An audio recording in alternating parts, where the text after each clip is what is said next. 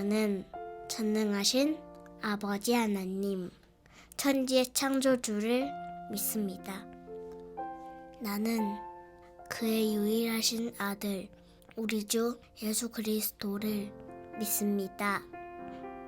그는 성령으로 잉태되어 동정녀 마리아에게서 나시고 본디오 빌라도에게 고난을 받아 십자가에 못 박혀 죽으시고 장사된 지 사흘 만에 죽은 자 가운데서 다시 살아나셨으며 하늘에 오르시어 전능하신 아버지 하나님 우편에 앉아 계시다가 거기로부터 살아있는 자와 죽은 자를 심판하러 오십니다.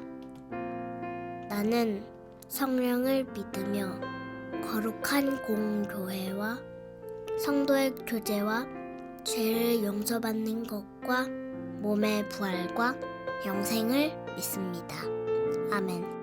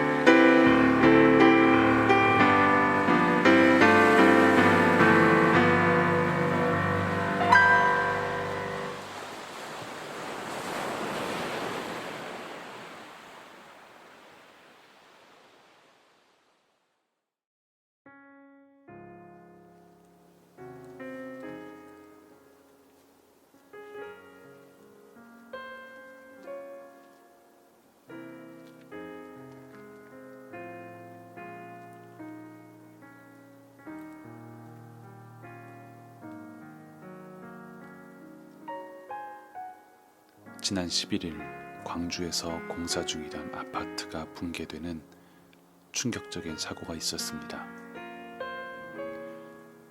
이 일로 6명이 실종되고 그중 1명이 14일 오후에 구조되었지만 결국 사망하였습니다.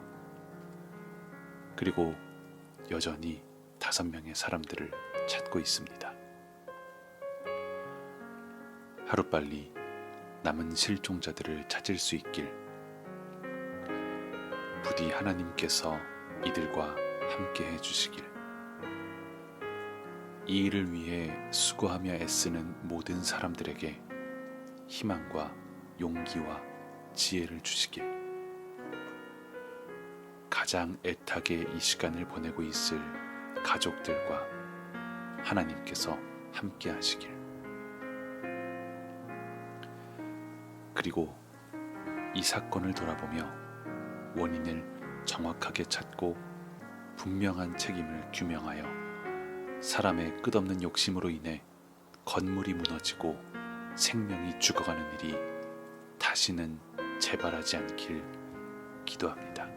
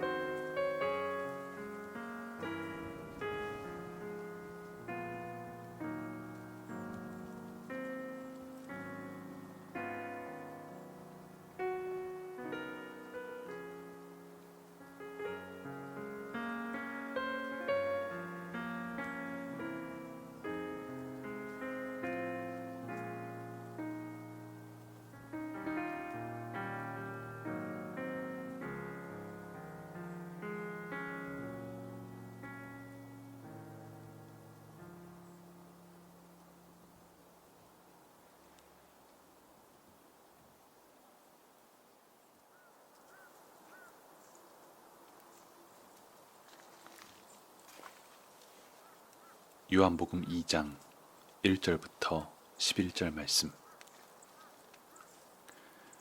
사흘째 되는 날에 갈릴리 가나에 혼인잔치가 있었다. 예수의 어머니가 거기에 계셨고 예수와 그의 제자들도 그 잔치에 초대를 받았다. 그런데 포도주가 떨어지니 예수의 어머니가 예수에게 말하기를 포도주가 떨어졌다 하였다. 예수께서 어머니에게 말씀하셨다. 여자여, 그것이 나와 당신에게 무슨 상관이 있습니까? 아직도 내 때가 오지 않았습니다. 그 어머니가 일꾼들에게 이르기를 무엇이든지 그가 시키는 대로 하세요 하였다. 그런데 유대 사람의 정결 예법을 따라 거기에는 돌로 만든 물 항아리 6이 놓여 있었는데 그것은 물 2-3 동이들이 항아리였다. 예수께서 일꾼들에게 말씀하셨다. 이 항아리에 물을 채워라. 그래서 그들은 항아리마다 물을 가득 채웠다. 예수께서 그들에게 말씀하시기를 이제는 떠서 잔치를 맡은 이에게 가져다 주어라 하시니 그들이 그대로 하였다. 잔치를 맡은 이는 포도주로 변한 물을 맛보고 그것이 어디에서 났는지 알지 못하였으나 물을 떠온 일꾼들은 알았다.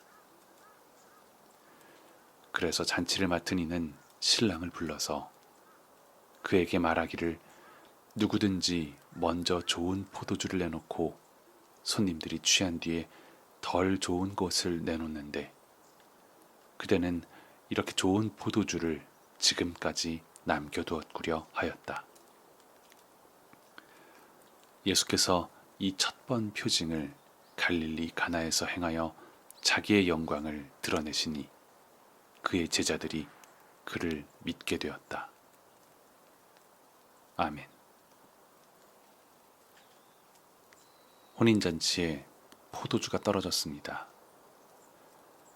예수님은 일꾼들에게 항아리에 물을 채워서 갖다 주라고 명령하십니다. 그 항아리는 정결예법에 따라 돌로 만든 6개의 물 항아리였습니다. 성경은 일꾼들이 그대로 하였다고 말씀하십니다. 일꾼들이 물 항아리를 옮기자 그 안에 있던 물이 모두 포도주로 변했습니다. 그것도 이전에는 맛보지 못했던 좋은 포도주였기에 잔치를 맡은 이가 신랑을 불러서 칭찬했습니다. 잔치를 맡은 이의 반응으로 보아 아마 잔치에서 포도주를 마신 사람들도 모두 기분이 좋아졌을 것입니다. 그리고 다들 신랑을 칭찬했을 것입니다. 정확하게 그 포도주가 어디에서 왔는지 알지도 못한 채 마냥 좋은 포도주를 마시며 잔치를 즐겼을 것입니다. 하지만 본문 9절을 보면 잔치를 맡은 이는 그것이 어디에서 났는지 알지 못하였으나 물을 떠온 일꾼들은 알았다 라고 말씀하십니다. 잔치를 맡은 이조차도 몰랐지만 도랑아리를 옮긴 일꾼들은 알았습니다. 포도주를 마셨던 사람은 몰랐지만 포도주를 한 모금 아니 한 방울도 마시지 못했던 일꾼들은 그것이 어디에서 어떻게 났는지 알았습니다. 그들이 알 수 있었던 것은 예수님의 말씀을 듣고 그대로 행했기 때문입니다. 사람들이 먹는 것을 보고 말하는 것을 들었기 때문입니다. 그들이 포도주를 마셔서가 아니라 그들이 예수님의 말씀을 따랐고 말씀대로 행할 때 어떻게 되는지 보았기 때문입니다.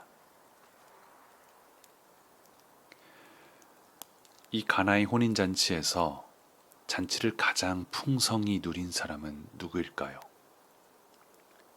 그것은 포도주를 마신 사람들이 아니라 항아리를 옮긴 사람들입니다.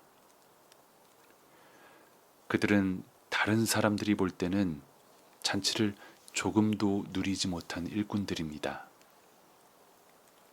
그들은 포도주를 조금도 마시지 못했으며 시종일관 접대를 하고만 있었습니다.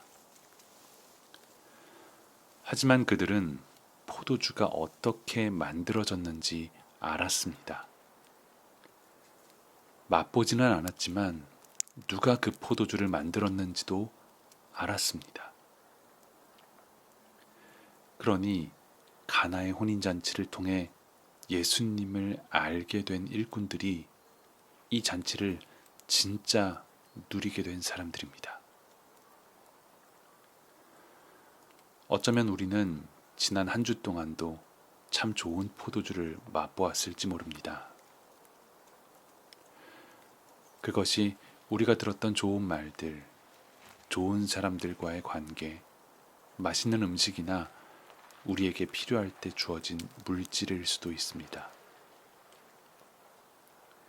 그렇다면 그 좋은 포도주의 원인은 무엇일까요? 어디에서, 누구로부터 우리 삶에 좋은 포도주가 왔을까요?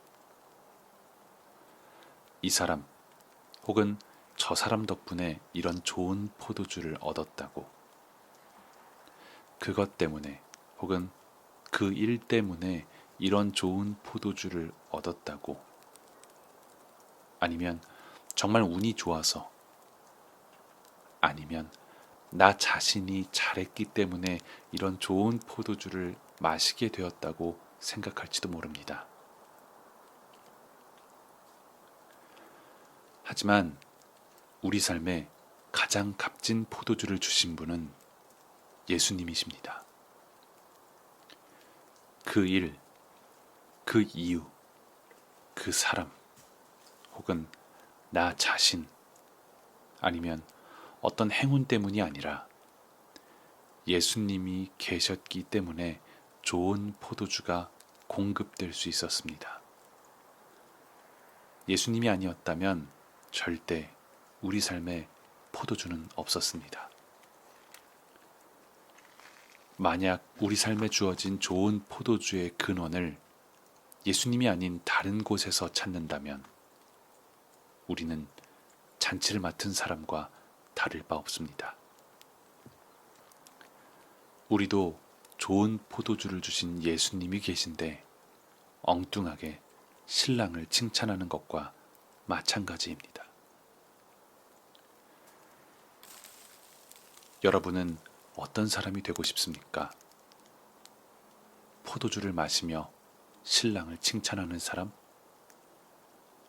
그 포도주가 어디에서 나왔든 상관없이 그저 먹고 마시며 즐기는 사람?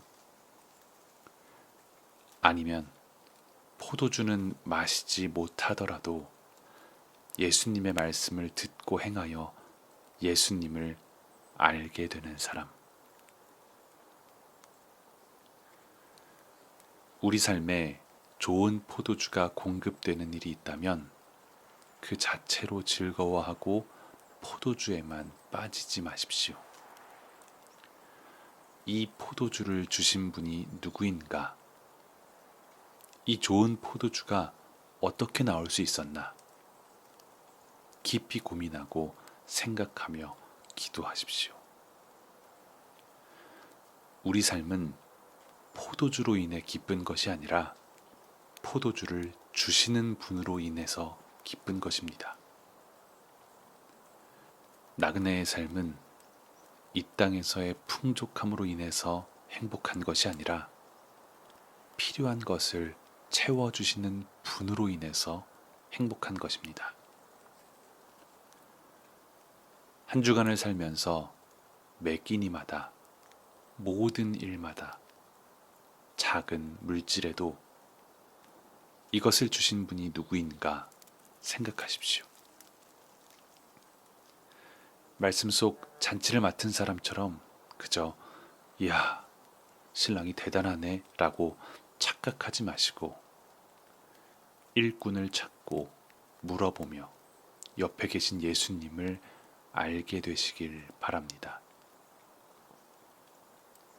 예수님은 지금도 우리 곁에 계시고 항상 우리와 함께 하시며 무엇보다 늘 우리에게 말씀하십니다.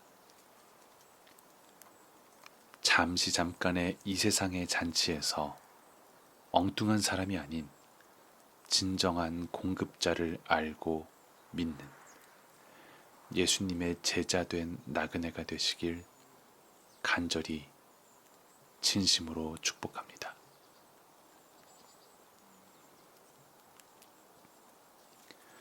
하나님 아버지, 감사합니다. 한 주간 지치고 상처받은 이 영혼이 오늘도 예배를 통해 하나님께 영광을 올려드리며 하늘의 은혜를 풍성히 누리게 하심에 감사합니다. 오늘 말씀을 통해 다시 한번 예수님을 바라봅니다. 예수님은 이 땅을 살아가는 우리가 포도주가 떨어질 때, 힘들고 지칠 때 물이 변하여 포도주가 되게 해주십니다. 그럼에도 우리는 때로는 엉뚱한 사람에게 감사하는 어리석은 사람이며 때로는 스스로 포도주를 만들었다고 말하는 교만한 사람입니다. 하나님, 우리는 일꾼이 되고 싶습니다. 비록 포도주를 맛보지는 못한다 할지라도 상관없습니다. 예수님이 말씀하신 대로 행하여 누가 물로 포도주가 되게 하셨는지, 최상급의 포도주는 누가 주셨는지 깨닫는 사람이 되고 싶습니다. 그리고 예수님을 통해 하늘의 영광을 보고 믿음을 얻기 원합니다. 말씀에 순종하는 의지를 올려드리니 말씀하시고 알게 하시며 믿음을 주시옵소서. 이제는 모든 나그네들의 주인이 되시는 예수 그리스도의 은혜와 아버지가 되시는 하나님의 사랑과 도움이 되시는 성령 하나님의 함께하심이 말씀에 순종하여 우리 삶에 참 포도주를 주시는 예수님을 알고 예수님의 영광을 보며 예수님을 믿게 되는 제자가 되기 원한다고 고백하는 모든 나그네들에게 지금부터 영원히 함께 하시길 간절히 축원합니다. 아멘.